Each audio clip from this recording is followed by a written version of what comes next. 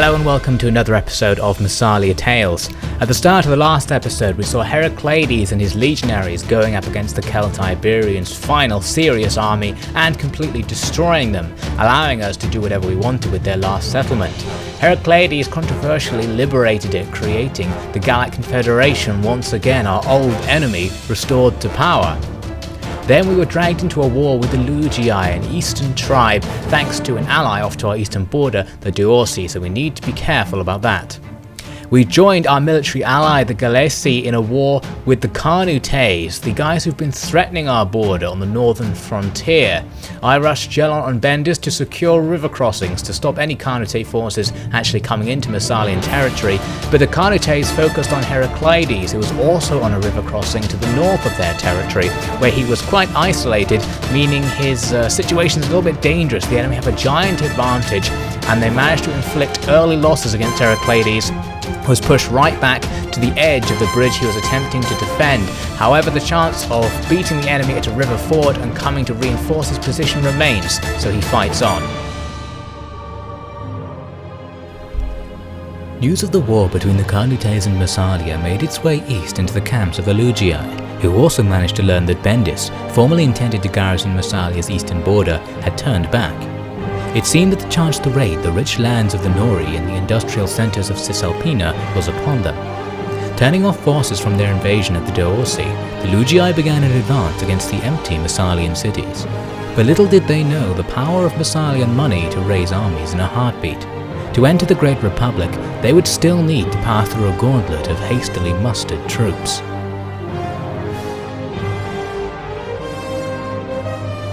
So welcome back. We're right in the middle of Herakleides' battle with the Carnutes, and on the ford being garrisoned by these legionaries, the enemy spearmen are now making their attack, charging across the water and being bombarded with javelins from the legionaries and the peltasts behind them.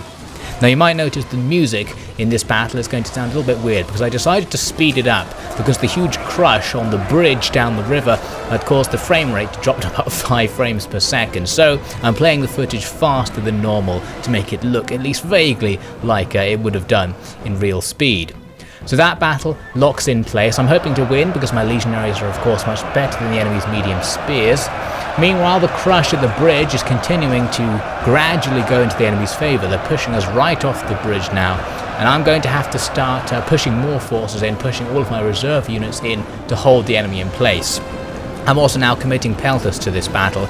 These peltasts will have an ideal position to smash the enemy's flanks with javelins from their slight high ground. Back over on the ford, the enemy's heavy cavalry are now coming into the battle against my legionaries. It could be dangerous, but the legionaries do have an anti-cavalry ability to use their javelins in combat rather than their swords, making them quite useful. And moreover, the cavalry moving frees my cavalry on the other side of the river to go and attack all of the enemy's light forces, which are still pelting me with missiles. Meanwhile, on the other side of the bridge, I've committed my reserves, as I said. You can see the pike phalanx has got stuck in there with a squad of hoplites in front of it. So essentially, as the enemy break through the hoplites, it should slowly free up the pike phalanx to hold the enemy back, meaning the enemy can't really advance very far from this position, even if they do push my troops back and defeat them. So the battle is going to be quite heated there. My javelins throwing from both sides will inflict heavy casualties on the enemy, but the enemy's mass numbers mean I don't manage to break any of them, unfortunately. I am now going to move up my other reserve squad of legionaries here to take up positions on the flank of the phalanx, because the enemy are starting to spill out around it, meaning they could attack the flank. So I need to form a little blockade on both sides to stop them from doing that. You can also see there a couple of enemies falling into the river. Very crowded on the bridge, I'm not surprised. So the legionaries getting into position should be able to lock them in place there. Meanwhile, at the ford, I used one of my units of cavalry that was on the other side of the river to come and try and resolve this situation faster. If I can break these enemy units with a rear cavalry charge, it'll hasten these legionaries being freed up to either go and continue to plug the bridge or to go and attack the bridge from the other side, attacking the enemy in the rear. So I'm doing a slow charge through a river across spearmen, pretty much the worst possible charge you can do. You can see my lancers aren't even presenting their lances. The last second they slam into the enemy, who've unfortunately turned round to actually attack the enemy in the front there. Not very useful, though at least the fact that they turned means they're now being engaged in the flank by the legionaries. and it is successful in reducing the morale of the enemy there. So it worked in the end, although it wasn't as effective as it should have been really. Meanwhile, the other cavalry units are now in position to begin their attack on those missile troops. A lot of those missile troops, as my cavalry advanced onto the bridge itself, I think they must have run out of ammunition in many cases at the same time, because they started going into melee. These guys still have ammo and are still slinging away at me very inconveniently. But as my cavalry come in, they rush onto the bridge attempting to escape, but that's not really going to help them. It's just forming a big funnel that I can now charge into the back of. It actually does help them out, because if they weren't on the bridge, it would be easy to chase them down as the enemy skirmish and engage multiple enemy units at once. But on the bridge here, I am forced to only attack with a few of my cavalrymen, and the charge sort of peters out at the end. So actually, the same reason I'm using the bridge to defend against the enemy use it here to defend against my cavalry attack quite nicely. But of course, once my cavalry are there in melee against the enemy's missile units, I can expect them to gradually work them down. The legionaries on the positions on the other side of the phalanx are throwing javelins into the enemy now that my pelters have run out of ammo, so they'll get a nice number of kills. And over here you can see the first actual fighting with them has begun, so I'm hoping those fresh legionaries will do very well against the exhausted enemy troops and definitely stop them from outflanking me. Meanwhile, back at the ford, things are going my way. The enemy's heavy cavalry are still slogging against my legionaries, who have tightened up their formation to hold them off, whilst the rest of the spear squads around them are starting to retreat, so these cavalrymen are very rapidly going to get surrounded. So it looks like victory on this ford is now going to be ours. These units will be freed up, and I'm going to start deciding what to do with them. I think the most part of this force I'll be sending across the river to go and engage in activities behind the enemy's line, because it looked like the bridge had stabilised. The enemy weren't pushing through the combined act of the phalanx and legionaries, so they're all going to come right around here and hit the back of the enemy's column there on the bridge, getting my cavalry out of the way and engaging them in close melee. So all this group here has to do is hold on until that can happen, and so far they're doing quite well at holding their position, although the hoplite units in the front, I think there's 2 hoplite squads in front of the pikes, are taking enormous losses against the enemy. They've really broken up their formation as the enemy push forwards, but I have a lot of faith that these men can hold, so I'm willing to wait for my reinforcements to arrive rather than rushing those troops from the ford back to reinforce that position. 15 in the last few moments. Is that 300 remaining? Captain, we need to draw the enemy away from the phalanx. Thin the legionaries as much as you can afford. The thin line will need careful support. If the vanguard breaks, then it will be too hard to fall back in and stop them striking here. But that risk is acceptable given the situation. Okay. Soldier, return to the camp with the banner, have the routers follow you, and have the guards hunt what they can before we return. Why? Because we're about to win this battle. I suppose you can't tell. I ask you to trust me. See if they can find some duck. It's been a while. A hoplite squad defending the bridge is defeated and falls back. Here you can see they're escaping up the weird glitched terrain as if it wasn't even there. So my men here are starting to be depleted, but you can see I've deployed both of the legionary units into hollow squares on either side whilst the enemy press against the pike phalanx. Now the hollow square looks like a much less useful defensive formation, but it actually increases the stats of the fighters quite a bit. So even though it means there's only now 2 lines of men actually engaging the enemy, their stats are much higher, so they're much better at fighting with them.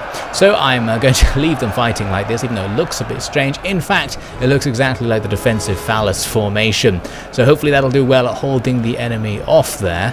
The hollow square can be broken, of course, so it means my men could be attacked in the rear if the enemy can get through it. So I'm just going to hope that doesn't happen, although at this point it is already starting to happen, you can just about see. You can see there's a few hoplites still fighting on the front line, but mainly it's now my pikemen holding the enemy off. You can see on the floor a huge pile of bodies. The enemy are taking enormous casualties fighting through this pike phalanx. Both sides grinding against each other. We're not really on the bridge anymore either. One of the hollow squares has been broken, the fighting has reached the middle, but the hollow square formation itself holds on, so most of the actual legionaries don't come in to fight with these men, which I'm kind of going to let just happen because the ones who still are there fighting are having their stats boosted by being in square for whatever reason, so it's going my way. The other square is doing okay, the enemy have kind of broken through, but actually the thin line of legionaries is doing quite well to hold the enemy off and doing quite well to keep reforming to maintain their line as the enemy push against it with their superior numbers. So things are going okay on balance. Now luckily for the beleaguered men at the bridgehead, the first of my units from the ford has now arrived to begin attacking the enemy's rear, and the first unit that got here was this squad of war dogs who I release to attack the enemy's position, and I think this is going to be quite effective because the enemy are really tightly packed there on the bridge, so the dogs are going to rush up the bridge into them and the enemy won't be able to escape. If they turn round to try and get past the dogs will just cut them down, meaning this is very dangerous for the enemy. They now effectively can't rout, can't fall back without taking enormous casualties, and I'm guessing they know this because when the dogs attack it causes an enormous morale shock to the enemy's remaining troops, and the dogs inflict huge actual casualties on the enemy, particularly the light forces towards the back of the column who are being smashed to pieces by these dogs, who are actually quite good in melee combat even after the charge, just fighting with the enemy's soldiers. Especially perhaps because they're small, making them particularly effective to sneak through these small gaps in between the enemy's very tightly packed formation to just tear the enemy apart. You can see massive amounts of morale shock here across the entire enemy army. Many of the units at the back starting to rout already, and of course the ones that rout are going to be absolutely annihilated by these war dogs. These war dogs are going to get over 1,000 kills in this particular situation, and as far as I remember, pretty much none of these dogs were actually killed fighting the enemy because the enemy was so panicked. Most of them routed right away and the dogs just absolutely annihilated them as they attempted to escape. Now helping the dogs, I've brought in lancers as well. You can see many of these enemies are trying to get through but are completely unable to face these dogs, especially when they're already routing. So their numbers are dwindling rapidly, the balance bars very rapidly swishing back into our favour, going back towards the middle there after being in the enemy's favour extremely for the entire battle. The enemy's cavalrymen don't have any more luck than the infantry at escaping this attack by the dogs. You can see from the tooltip, the dogs are still in perfect health, still just mowing down enemies left, right and centre, and at this point there aren't actually many enemy units that aren't routing, so the enemy are pretty much destroyed. Even the guys at the front there have begun to rout, seeing that all their friends at the back are going, and they of course are going to be slaughtered against the pike phalanx and the legionaries if they try and rout forwards, and now slaughtered by my reinforcements coming in if they try to rout back. These legionaries now plugging the bridge mean that the enemy are in for a complete massacre. Their entire army is trapped on this bridge, being attacked from front and back by heavy infantry, and in the middle, war dogs running amongst them, just tearing their inner formation apart. Overall, massive trouble for the Carnutes. The enemy's entire army shatters at this point, but I continue the battle to maximize the amount of kills we get. We've got ourselves a situation where, despite things looking dangerous for the entire time, it's very, very rapidly turned around thanks to those dogs. And now we're going to completely slaughter the entire enemy army, despite it being vastly bigger than ours, and we're not really going to take any losses doing it. So those war dogs were the complete hero of this battle. It's possible the same result would have happened if my legionaries had made the attack rather than the dogs, but it seemed to me that the dogs made things happen a lot faster and a lot more effectively than I ever could have imagined. So there we go, the enemy's entire army clumped up on the bridge. A few survivors who tried to escape on the other side are not having any luck getting through the phalanx and the legionaries, although they are struggling. A few of them I think managed to sneak past and I chased them down with my peltasts. Overall, this is a very dark day for the Carnute faction, and I'm not allowing them any chance for light, just making it worse and worse. Interestingly though, there was a little bit of a glitch or something, because my legionary squads in here actually started to suddenly take enormous casualties. I think the enemy's cavalry units were somehow killing them by walking through them or something like that. So actually suffered a rout among one of the legionary units. I think it lost about 2/3 of its troops whilst fighting here, but I guess that's a worthy price to pay considering we defeated 2/3 of the enemy's entire army in that mass rout. So a heroic victory for Herakleides' forces, a heroic victory indeed. We've settled this war in one enormous battle that the enemy surely thought they were going to win. This is excellent work for Herakleides and the Eyes of Ares. Let's have a closer look at the battle results. For this battle, I thought we should have a look at the detailed results screen here, where you can see those dogs with their ridiculous kills there, and a few of the actual losses amongst Herakleides' army. Just a few regiments down, but mostly the entire army performed extremely well, and most of it is still alive. The enemy taking there over 5,000 casualties for 700 losses amongst Herakleides' forces. A perfect battle for these men. As for the captives we've taken from the enemy, of which we have quite a few, I decided that Herakleides, being a man who is into the unity between the various peoples of this area, is going to release them. Perhaps they will have some humility now and not do any more aggressive acts against us, because surely they'll see they are defeated in this war. But then, right after that, the Lugii make their attack on our territory. I didn't really expect this to happen, but you can see I had prepared because I've got this army sitting on the border, which is what is able to receive them. They're going to be backed up by the garrison army coming out of the city, so it's actually an okay sort of chance, especially because we have lots of very good defensive units, pike phalanx and garrison hoplites. The enemy still has an advantage and has an army type we haven't really fought before. Lots of Germanic reformed units who are very good in melee, especially with their charge bonuses, so we're going to have to be a little careful, but I don't think we're in too much trouble. Can't be hard. Can't be hard at all. Retius was doing this when he was just a boy. There isn't anything to it. You just have to show courage. Courage. Lead the troops. Show them my manly virtues. Nothing to fear from Germans. They're just very loud. Nothing to worry about. I can defeat them easily. I have brave Greek men. I am a warrior of the famous Timokoi. Why would I be worried? The men trust me. All the way soon. Yes, I will stand at the front like the great Sina and lead these boys through the uncertainty of the new enemy. Might even get famous. Or a little rich. Oh, I feel better just thinking about the money. So here come the Lugii forces. Their army has spears on both flanks, but the main body of it in the centre is a whole load of these medium melee infantry. They've got variants on it, an early and late variant. I'm assuming the late is a reformed version that they haven't quite finished filling the rest of their army out with. So they've got loads of them, more spears on the flanks, and also both flanks have reserves of spears. So a quite cautious formation, although the centre, I assume, is going to be a berserk rush style formation that's going to charge our line. Our line itself is still setting itself up. It's got a whole load of pikes in the centre, with both flanks being wide wings of hoplites who are just going to form a phalanx out there and hopefully fold around the enemy. In the centre, the enemy should get easily locked in place by the phalanx as all their sword infantry attempt to charge through the middle, and before they arrive my missile units will be there to pepper them.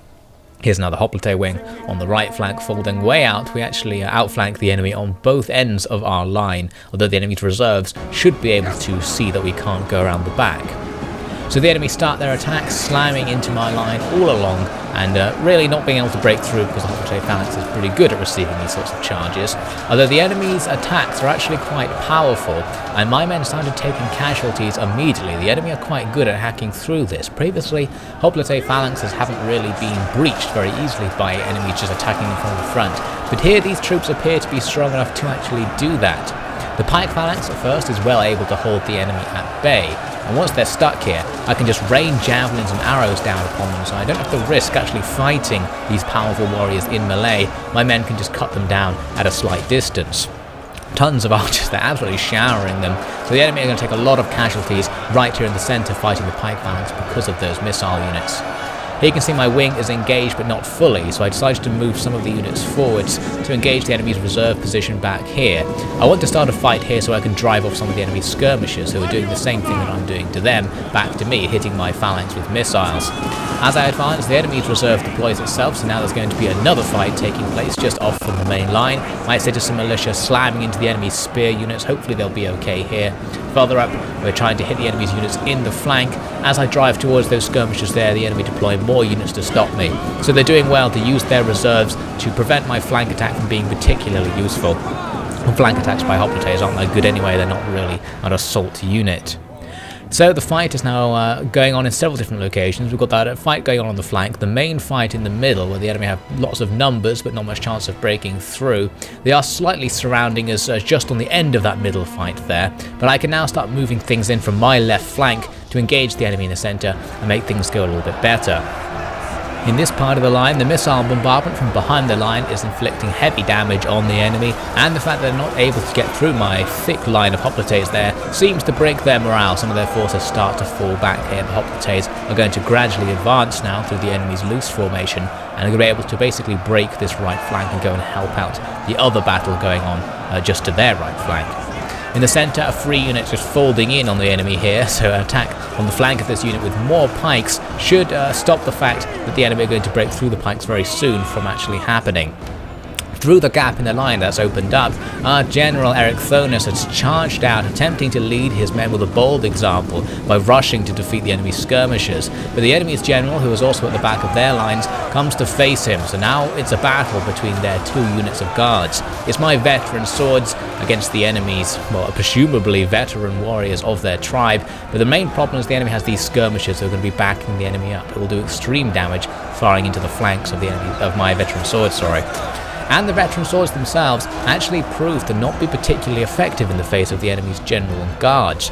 Those guys have very high stats apparently here. Just a little bit later, we've lost more than half our men fighting with the enemy. The enemy are cutting us down. I believe Herakleides is still alive in there somewhere. I remember he has a white plume on his helmet, so that might be him there in the centre of the screen now. But he's in a little bit of a dangerous situation, so I decide to pull him out of that fight, get him away while he's still alive, and push in something else to fight with the enemy as well, just to lock them down. Here is a pike phalanx who have come in to fight with their swords. So the enemy should be stopped for a little bit by this advance. Obviously the pikes will struggle a bit to fight in melee, not in their ideal situation, but I'm pulling in another pike phalanx here that is in an actual phalanx to slam into the enemy's flank whilst the enemy is distracted. So hopefully we'll be able to grind them down a little bit, and Herakleides actually then turned around and re-engaged the enemy now that we should have an advantage in that particular situation. So the pikes are going to start cutting their way through as the other pike unit fights on. The other pike unit actually did manage to form a weird phalanx, but it's now fighting on its own flank, so not exactly ideal. The fight with the enemy's reserves on our right flank is still going strong, neither side really gaining advantage, but we're just about to outflank them, so hopefully that will end that situation. On the far left, I was trying to outflank the enemy's army with some missile units that had no ammunition, but enemy units returning from routing stopped them. A dangerous situation, but the arrival of these citizen cav destroys these enemy spearmen, allowing my archers to continue on their mission. So now those cav and archers are going to hit the back of my left flank. The remaining forces still fighting that are doing okay, so we do need to hit them with something. Meanwhile, Herakleides and his men are still fighting on. Herakleides, I believe, perishes at about this point in the battle, but in the replay it doesn't announce it. So I'm not sure if he's dead already. He might be the guy with the white plume towards the back of the formation you can see here. But yes, you can see the enemy are somehow totally destroying these veteran swords. One of them just seems to slam my men backwards. They have some sort of powerful fighting ability, these Germanic soldiers, that my men are just not used to, and they're really overcoming even my best warriors in combat. So that's a little bit unnerving to see, but the rest of the enemy's army is starting to be defeated, so we don't necessarily need to worry too much, because we're about to rout this general's unit as well. And of course once the general goes, the rest of the enemy who's fighting probably won't last much longer.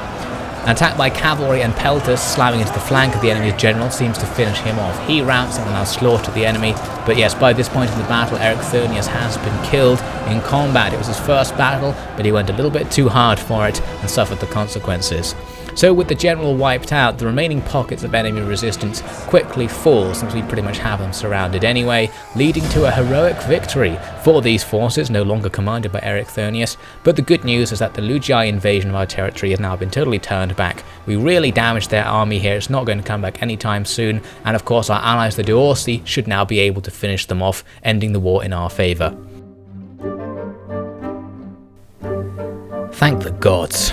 2 pieces of good news in as many days. The Carnutes have been defeated and the Lugii turned back. Incredible to think that such a thing could happen. I remember what it used to be like when I was young and Xenon was our only hope for avoiding complete destruction at the hands of any tribe who cared to have a go. The world has changed a great deal, friends. And with this news, it seems a time of peace might finally be upon us. A time, of course, where preparations for the next war will be made, but you all know I'm coming to the end of my career.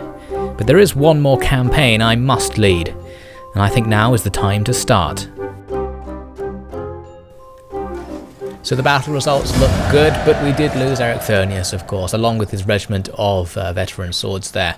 The rest of the enemy's army has been wiped out with the exception of a couple of regiments, so it's unlikely they're going to be a problem again. I'll enslave those captives to boost the economy as a little bit of compensation for our losses. So here's the confirmation: Herakleides is gone. Nicolaus is trying to be adopted, sorry, the council is trying to adopt him. That happens all the time, just ignore that. So now I need to replace the general in the army. I end up getting a guy from the council because Nicolaus is the only Timur Choi officer available and he's not very good. So I'm going to have a new council general. This guy is called Acronius. He's okay, he's got a willful trait which improves his cultural conversion, very useful, so he's going to be spreading Hellenism there in the mountains, but overall pretty average looking general, and it's unlikely he's going to see much action here on the supposedly peaceful front, which I guess is why the Timur Choi felt okay appointing him to the position. So now it's time to deal with the Carnute situation. Since we just defeated them very heavily, I wondered if they would accept a peaceful resolution to just end the war, and I'll send my forces back to go and take part in more important theatres. There was a moderate chance of them accepting peace and becoming my client state. I gave them the offer, but they rejected it, so that doesn't sound good. It seems like they still have a little bit of fight left in them. We're going to have to resolve the Carnute situation the hard way. I immediately go on the offensive with Gelon bringing forces from the southwest, carelessly going through the Nandate territory and trespassing against them. Luckily they really like me, so it's not a huge problem. So I lay siege to the Carnutes province here. The balance bar is very far in the enemy's favour because they have a giant garrison and the leftovers of their army, but I have plenty more forces to deploy. Bendis can come from the southeast. First he has to attack the survivors of the Celt-Iberian Confederation, which are here raiding their allies' territory in a curious twist. So I push them away. You can see here the Nandatates are now a little bit unfriendly towards me. There's a risk that they'll bring their relatively large army to get involved in any sort of conflict with me, but I think once they see what I'm doing to the Carnutes, they'll realise that it's pretty much folly to challenge the Empire at this point, and will go back to being friends with us. Herakleides comes down from the north, and his goal is to just annihilate the survivors of the battle he just fought. The enemy have no chance on the balance bar, so I'll just quickly wipe them out and gain another victory for Herakleides, who is very rapidly becoming one of our star generals, winning multiple battles recently, including that giant one, and now he's going to have the privilege of pretty much finishing off the Carnutes. He also keeps releasing their captives, so the Carnutes' relationship with us is going to improve and improve as we keep defeating them. I also decided I might as well finish off the Celt-Iberian Confederation, a further honour for Herakleides. He's going to share this honour with Gelon, who'll come from the siege screen to help out. An extremely favourable battle, so we just wipe them out easily. But Herakleides seems like he might gain some of the fame. Gelon's losing his touch at being the man to always lead these campaigns. So there we go, the Celt-Iberian Confederation are destroyed. My long-term ally and short-term enemy have met an untimely end for going up against me. So now I wanted to see if the Carnutes would this time realise it's time to be my client state, because I don't really want to have to bother occupying this particular territory. I'd rather have this buffer of friendly territory to the north to stop the British, who don't particularly like me, from getting up to any trouble. This time they accept the deal, so it's probably not the sort of thing that Gelon would have gone for, but perhaps Herakleides, suddenly gaining all that influence, was able to convince the Timur Choi to make this happen. So now the Carnutes are our client state. They don't like us, and it gives us an untrustworthy rating, I think, because we joined a war with them to support our ally, and the fact that we haven't finished them off is some sort of betrayal of our ally, although it doesn't quite make sense. But anyway, so we've got this client state. They'll now be paying us for the privilege of staying on what is technically our territory, but they don't like us, so we'll have to work on our relationship with them. But the resolution of the conflict means that Massalia is now really totally at peace in all directions, except the pretty much useless war with the Lugii. So I can now distribute my forces evenly and start really developing, really reaping the rewards of all this territory I've captured recently, and hopefully herald in a new age of peace. An age that will mark the end of this first series of Massalia Tales, but inevitably the peace will come to an end. Massalia has some great allies and some great enemies, and these relationships are surely going to go into flux, and the world will fall back into conflict at some point. So that will be the second series. For now, there'll be a brief hiatus with a few specials I've got planned coming up soon. So I hope you've enjoyed watching this first series of Massalia Tales. Let me just show you a few bits of what happened as the peace began, and then we'll settle in for a little bit of a break until the beginning of the second series. Have a good one.